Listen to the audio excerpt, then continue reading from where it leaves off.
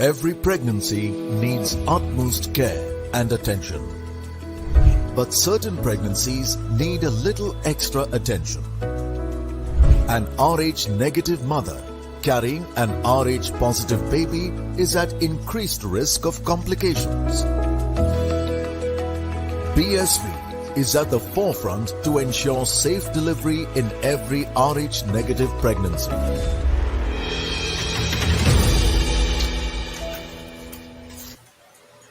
Hello, welcome. You're watching The Outside View here by Women's Crick Zone and presented by BSV, Puma, Food and Wellness, and AMRI Hospital. And if you're joining us at this point, you would have witnessed a master class in how to construct an innings at the Women's World Cup. This is the second match between Australia and England. England, of course, winning the toss and putting the Australian women into bat first. As always, joining me to take us through that monumental first innings effort by the Aussies is Julia Price and Brittany Cooper.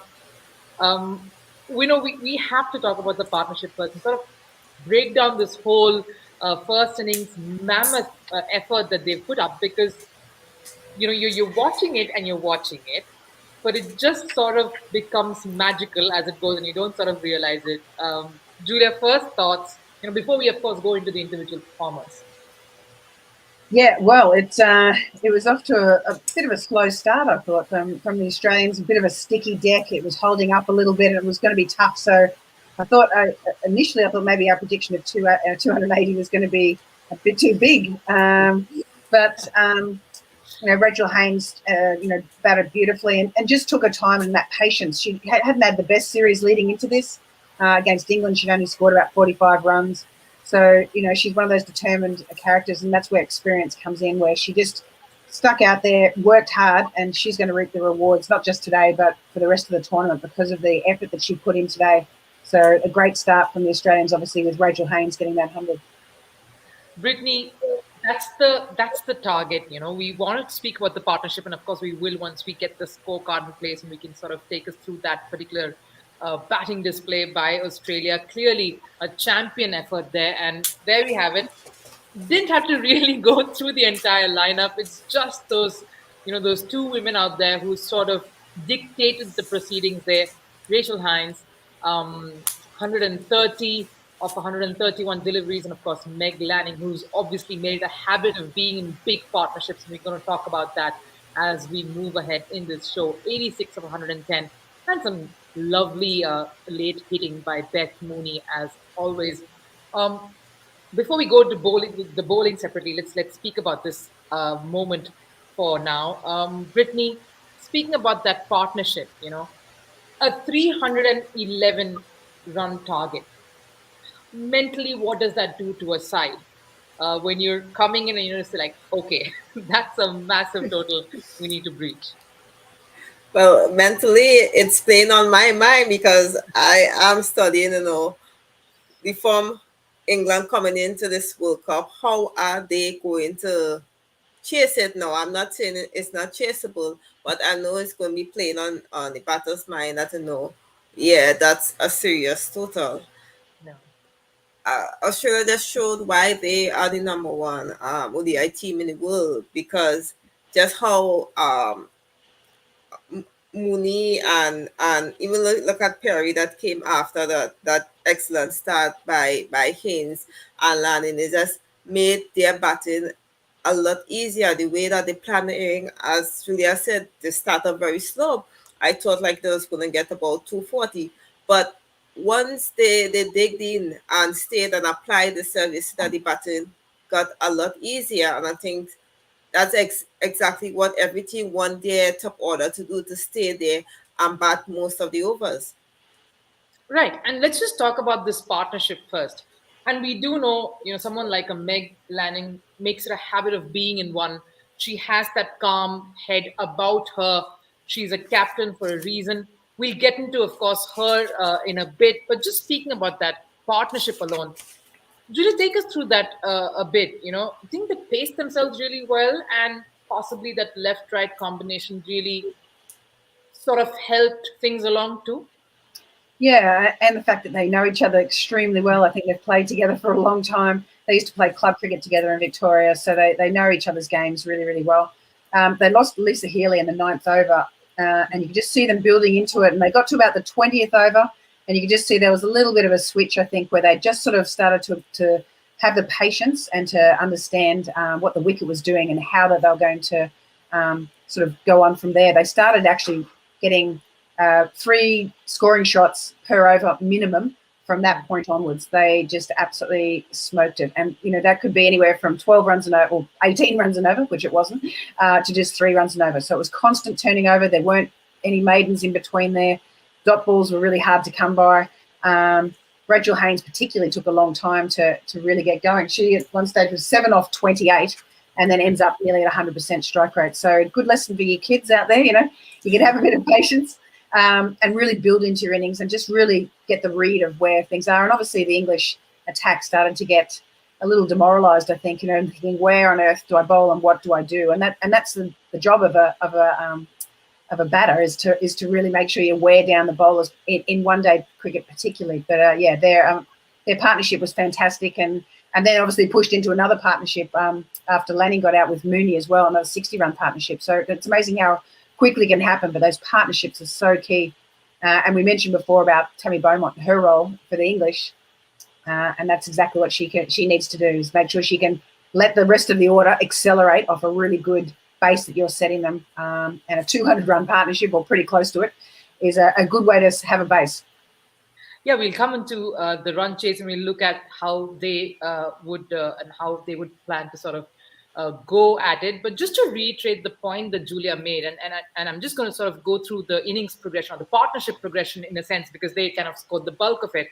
1 to 10, of course, the power play was 37 for 1, 11 to 20, 40 for no loss, 21 to 30, 62 runs made, at which point they were 139 for 1, 31 for between 31 and 40th over, 71 runs, and they ended at 210 for 1, and the last 10 overs, 100 runs. That is literally a clinical expression of how to go about business without the fancy shots, without the big hitting, and still reaching 300. Whitney, your thoughts? Exactly as I said earlier, they applied the serve. They didn't play any harsher. They realized that the wicket, the ball was holding a little, and they allowed the serve to give the serve and force the bowlers to make mistakes. I think that's as Julia said earlier on, that is exactly what they needed to do, force the bowlers to make mistakes. In an instance like that, you know, it, as I said, it allowed the middle order, it allowed Mooney to come in and just played her game. Just imagine if Ash Gardner was there, how things, because I'm pretty sure probably if Ash was there, then she maybe would have come in before Mooney. But it just goes to show that, you know, the depth of Australia batting. It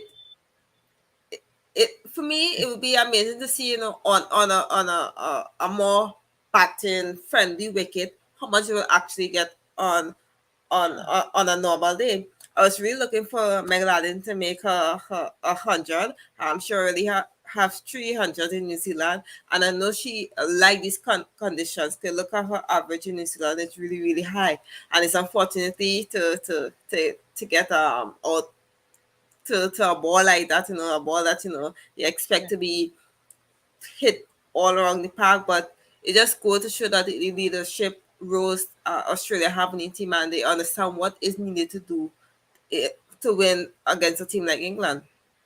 Yes, and it is a day for numbers. And we were speaking about, you know, their innings progression. This is, in fact, their highest partnership for the second wicket in World Cups. This is their second highest partnership for the second wicket, of course, for Australia. And the highest being, again, Lanning. No surprises there, alongside Healy. That was 225 that they made for the second wicket back in 2019. So fantastic effort there, which sort of leads us to talking about the heroine, the hero of the moment in some sense, Rachael Haynes. Julia, you know, there's a nice little sort of backstory as well when we speak about Haynes. You know, she sort of played till 2013, lost form, sort of contemplated retirement in 2016. And here she is, having scored her first World Cup 100, sort of setting the stage up for Australia. Tell us a bit about what it takes, especially when you're out of form, for a player to sort of go through that emotions like Haynes did. Yeah, it's an awful feeling when you're a batter and you're out of form, and that's what I liked particularly about Rachael today. She personally, she was hitting them like a bit of a dog early, and she was really cheering up some balls, and Alyssa Healy's whacking him around, which was really good and that's where the combinations of different styles and working with your partner in pairs can really get people through an innings. And like I mentioned before, she was 7 off 28. And then started to try and she got the feel of the pitch and started to move around laterally, not necessarily forward. Obviously, Amy Jones pretty much kept up the entire innings up at the stumps, which made it difficult to use your feet as much. But she started just to took her time to get into the innings. And when someone at the other end scoring those runs so freely, it really just bought her a bit of time to be able to do her job. She's never going to be that big hitter that Alyssa Healy is.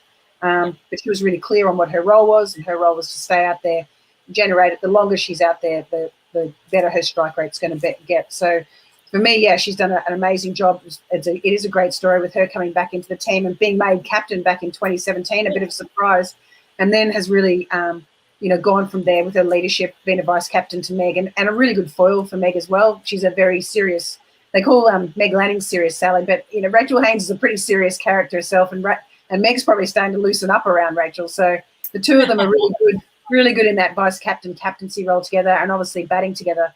It was another amazing day for them as well to have that partnership. Julia, you've sort of opened up a very interesting point, and just want to get both your thoughts on it. And Julia, you could sort of follow up on this first because it concerns Australia. I mean, I always see how there's this lovely tradition with the Aussie setup, whether it's the men or the women's teams, where they build and they groom a captain. And yes, sometimes, of course, when there's injuries, when they're sidelined for a while due to some concerns, you do have a captain stepping in, but there is never an ego, unlike we see in a lot of other teams. And I could say we see that in Indian cricket a lot. But there is that lack of ego, and some of the best work that we've seen, like you said, is with Haynes and Lanning. How does Aussie cricket sort of manage that? Because it's not easy. No, it's certainly not easy. And if you've read Alex Blackwell's book, you'll know it wasn't easy. so at the same time, Alex checked her ego because she was vice captain at the time, and Rachael Haynes jumped over the top of her to become the captain. And the good thing is, I suppose people are just so privileged to play for their country, and they realise that it has to be about the team, and it has to be about that. You're not going to stay long in the game if it's about you all the time. So there's an element of being able to, as you say, check your ego and not have that. They all have egos. We all have egos, but they just know when to bring it out and when to, demonstrate that ego, and that's in that confidence and the way that they've batted today, just clinical by them all today. And that's definitely ego, but it's not overconfidence. It's about making sure you don't get too far ahead of yourself. And again, these two have been leading the country beautifully, and that communication with the rest of the team, I think, also makes it just makes everyone feel like that they're going to be part of the process, and they're doing a great job. Brittany, your thoughts, just to add on to this point, because you bring another perspective as well. We've seen how West Indian cricketers are. They're just so relaxed. They love to have a good time, and they love to they enjoy each other's success. Is that something sort of a similar trend from where you come as well? For me, I believe a leader main goal or main role is to create other leaders on the team, right? Because as you said, Alex was vice captain and Rachael come and take over, but it just goes to show that the depth and quality there is in the Australian setup. They have one of the best domestic league, and it just goes to show that when it comes to stepping up, you look at Haynes, look at Alex Blackwell in her tenure, even look at Muni. They're always ready to do the job, and that's great. I don't know if it's the same culture in the West Indies, but sometimes as a captain or as a leader, you have to put aside the ego, because on a team there's so many different personalities, but sometimes there are some adjustments and some sacrifices you have to make to accompany the other personalities on the team. Absolutely. But Brittany, just to carry forward your thoughts on Haynes in particular, coming back to the performance today, what impressed you most about the way she went about her business? Well, I know it was up for discussion that we actually thought that Beth Mooney would have opened, but I guess she proved us all wrong. Yeah. The quality of batting that happened today, it just showed that if you give yourself time, the results will come. Because as Julia said, she started off shaky. She didn't look like as a clean hitter she normally do when opening. But if you look in the middle and the way she ended her innings, it was just flying off the bat. And Yeah. that was because she built the confidence. She built the confidence. And once you allow yourself to in a situation like that to build confidence during the innings, then batting gonna be a piece of cake. Oh, said like a true champion yourself. But speaking of the other person, the person at the other end who made all of this possible as well, Lanning played an amazing role and sort of anchored the whole partnership. Let's talk a bit about her. She's again someone who's known to make those big scores, make those big hundreds. If she gets a good start, there's very little chance of her not making it to that 100-run mark. So she would be disappointed. But Julia, your thoughts on Lanning? Once more, sort of setting the pace for her team. Yeah, I mean, as I said, she's a very aggressive batter. She went around the 80% pretty much the whole way through her innings. She didn't really have to have that time settling in like Rachael did. Obviously, once they lost the wicket of Alyssa Healy, though, it's sort of Meg's role to come in there and be that aggressor as well. She would have been very disappointed to have got out on 86. She absolutely smoked that ball to Tammy Beaumont, but it probably was one of her worst shots of the day, in fact, because it went straight to a fielder. But I don't know, she's really worked on her game. She's one of those people that even though she's this world beater and smashing them, she's still developing new shots and really working on her sweeps and shots that she's not as confident with. And you can see a few of those coming out today, and that's just making her a better and better player. And that's what you want to see, not just in your captain, but all of your teammates. And she's obviously setting a good example for them to keep challenging themselves and keep getting better all the time because, as we've mentioned about this World Cup, it's getting closer and closer all the time. The teams are getting closer, and those little things like that self-improvement is what's going to make the big difference in the end. I heard somewhere that she's got this sort of a casual nickname of Serious Sally because of the level-headedness that she brings to the table. Well, she was pretty much the Serious Sally here today. Brittany, your thoughts on just what a class and what a sort of a benchmark that she has set in not just today, in all of her years as the leader, as a captain, with especially the arts that she brings with it in her batting. May I continue to shine as the leader she is. She know her roles, she understand her roles, and whether it be she coming to the wicket where the score is 102 for one wicket or two for 100, two for 2 wickets long, she understand her role, and it's all about adjusting to the roles when you step into the wicket. As I say, they lost early wickets. I would say in Australia, even though there was a small partnership there, that was still an early wicket for Australia because we know Haynes and Haley normally gets the team off to a quick start. But for me, Meg, the way she carried on her innings, the way she made Haynes' innings easy. It made Haynes, it wasn't like, okay, all right, we know Haynes was struggling. It then made it seem like, okay, she's struggling. I'm gonna try to force her to play a harsh shot. She was like, it seemed like there was very good positive conversation between them, and it just carried and made the partnership look a lot easier. Well, to those of you who are joining in, you would, of course, know that it's a mammoth target that England will have to chase down. It's 311.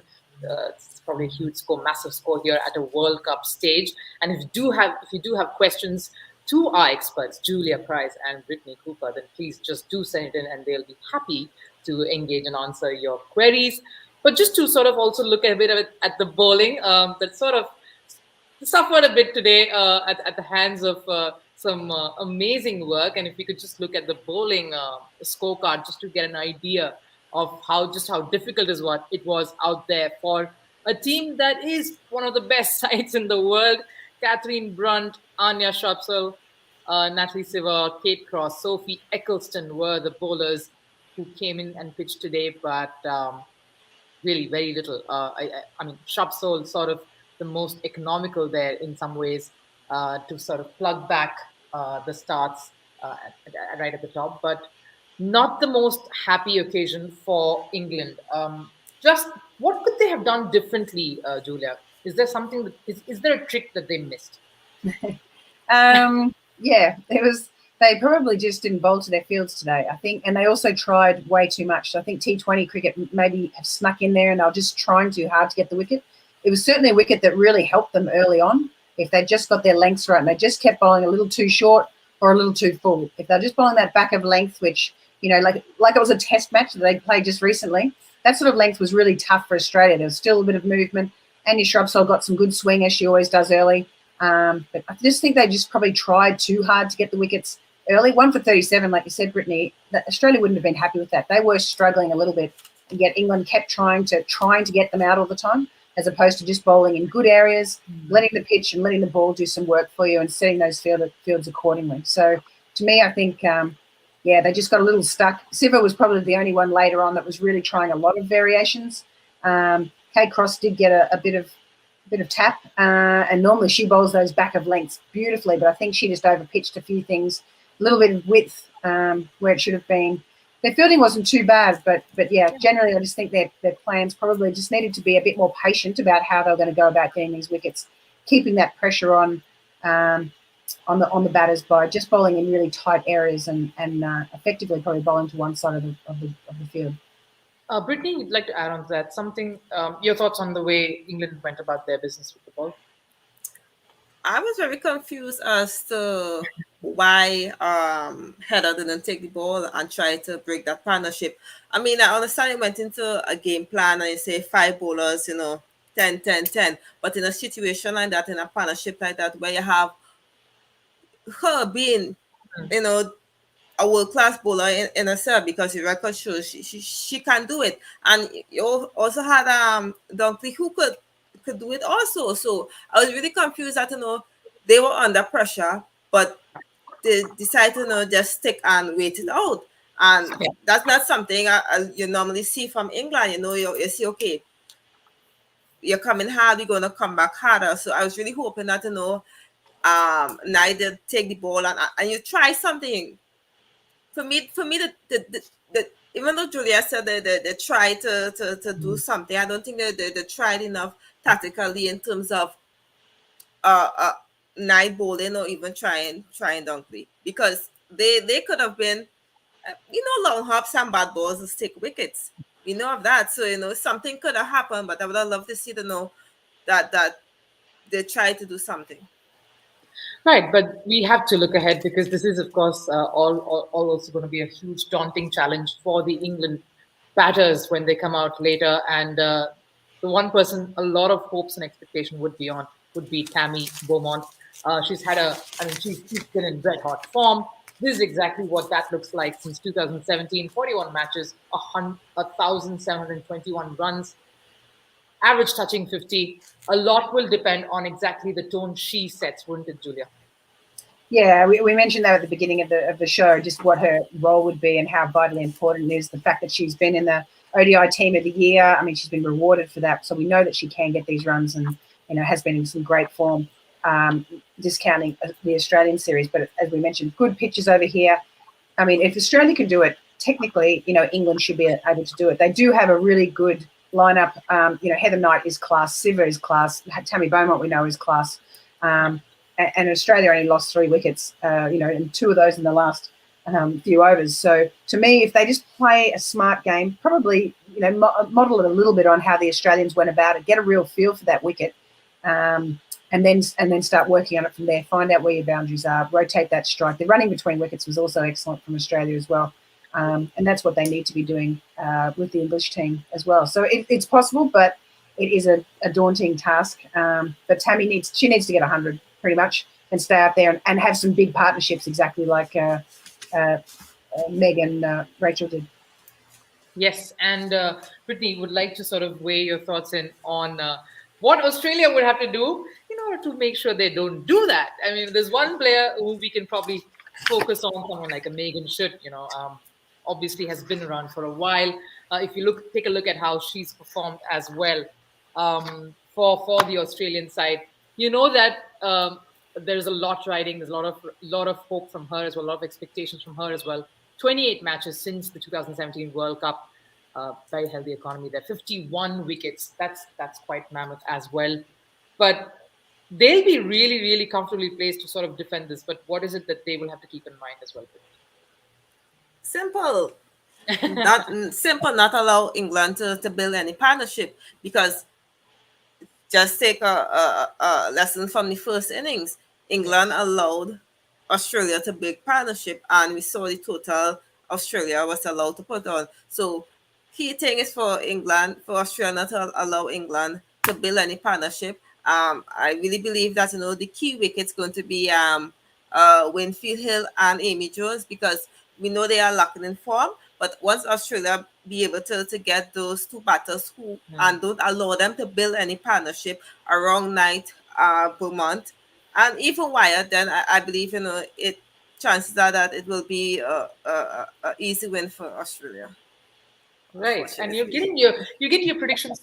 You've been getting your predictions pretty spot on so far, Brittany. So it's time then to put both of you on the spot once again. This is going to be an easy one. Predictions, though. You never know. You never know. No, I think we do. It'd have to go absolutely pear-shaped for Australia not to win this. It's more so by how much. That's probably what's going on here. Are they going to try and bowl a few more bowlers to just get them in some form, get them feeling good about themselves? Clearly, they're going to go for the win first. But they want to really stamp their authority on this game. They want to send a real message out to the rest of the group that are playing in this World Cup. They're here to mean business, and this is the current world champions they're going to beat. So they're here to play cricket. So welcome, everyone. We've spoken like a true Aussie there. Thank you, Julia. Brittany, what about you? Are you gonna take the other side and sort of say, hey, I'm gonna sort of back the challengers here? I still looking forward to see how England approach this innings. I would like them to win, because if England win, then they just open up the competition a lot more. Because remember, I'm in the hot seat because Australia is not in my top 4.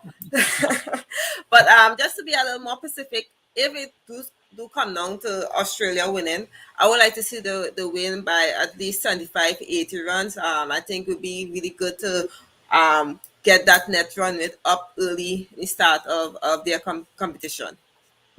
All right. Thank you so much, ladies. Pleasure talking to you as always. I'm sure all of you will join in on the action. There's another exciting match happening. 38 of 18 deliveries is what Bangladesh need to win against South Africa. It's a tough ask, and they've just lost their captain, who was looking good and sorted to take them through. But join me and watch both those matches unfold. And we'll take a break at this point. We will be back, though, after the second game wraps up at the Outside View. Thanks a lot for watching, and keep your questions ready.